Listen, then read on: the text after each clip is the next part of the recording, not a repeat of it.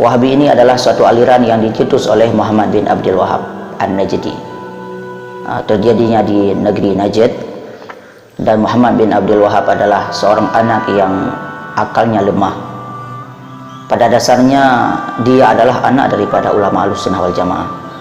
Akan tetapi karena dia ini terpengaruh dengan pemikiran Ibnu Taimiyah dan pemikiran Mujassimah, mentajisimkan Allah Ta'ala, dan pada akhirnya mencipta pemahaman-pemahaman yang baru, yang pemahaman tersebut mirip dengan pemahaman Ibnu Taimiyah sebelumnya.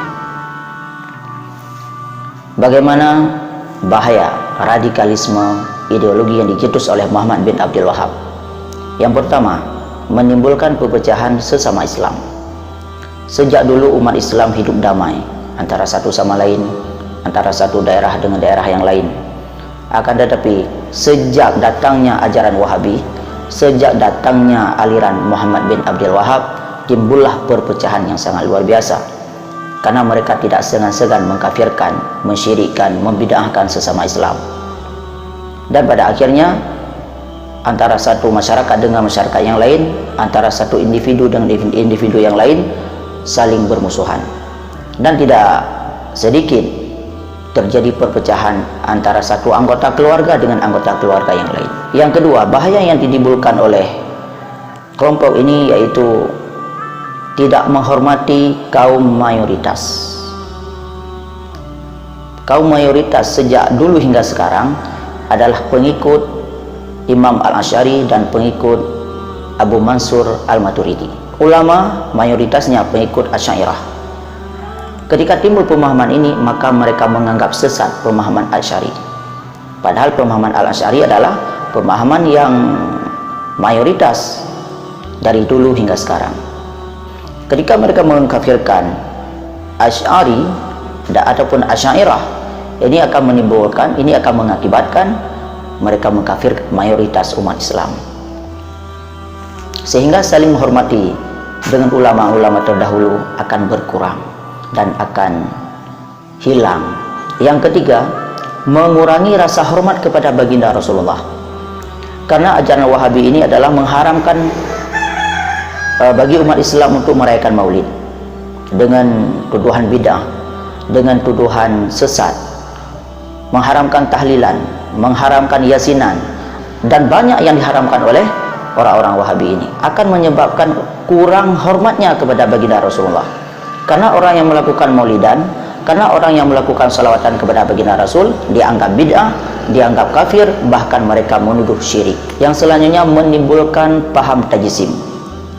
Menimbulkan paham tajsim ini juga sangat bahayanya, karena menyamakan Allah dengan makhluk, mengatakan Allah itu duduk di atas aras, mengatakan Tuhan itu di langit, padahal tidak ada ulama yang mengatakan Tuhan itu di langit.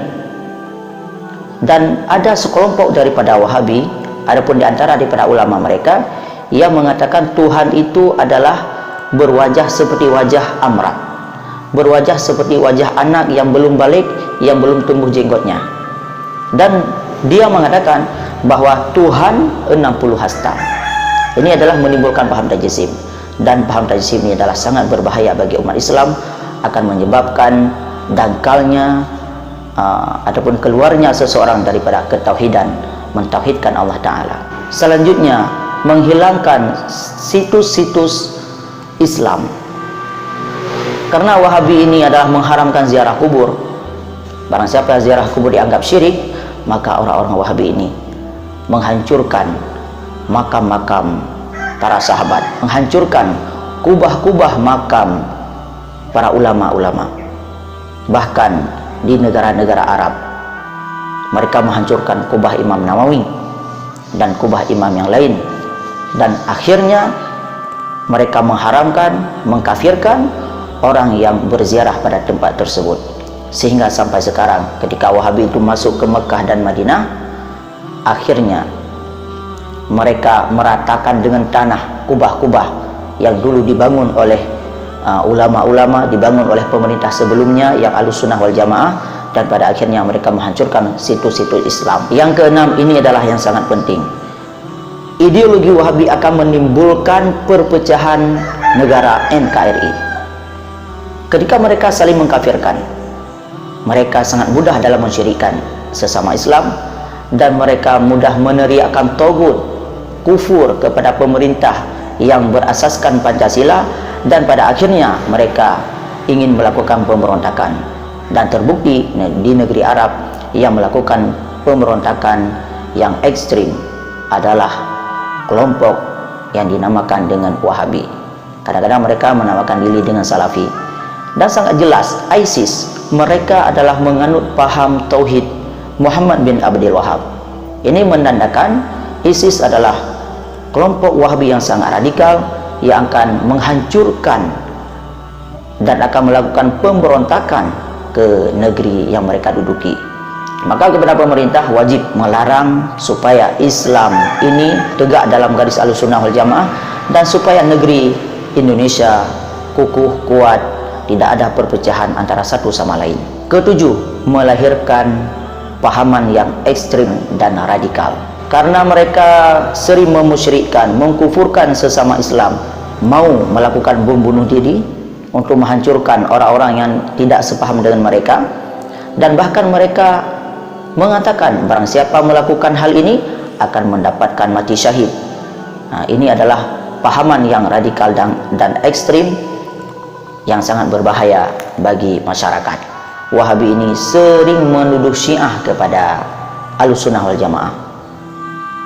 Syiah memang ajaran yang sesat dan menyesatkan. Ketika Wahabi mengatakan kepada masyarakat amalan-amalan Ahlussunnah, puasa Asyura dan kenduri-kenduri yang dilakukan pada hari Asyura dianggap bid'ah, mereka menuduh kepada Ahlussunnah dengan tuduhan Syiah. Dan hal ini akan membuat propaganda kepada masyarakat. Syiah ini adalah sesat, padahal yang dimaksud mereka Syiah adalah kita Ahlussunnah wal Jamaah. Bahwasanya Ahlussunnah wal Jamaah ini adalah tidak berpaham Syiah. Syiah ini adalah ajaran sesat, Wahabi adalah ajaran sesat. Walhasil, ideologi Wahabi, pemikiran Wahabi adalah pemikiran yang sangat radikal, yang sangat ekstrim, yang membahayakan bagi akidah kita dan membahayakan bagi keutuhan NKRI.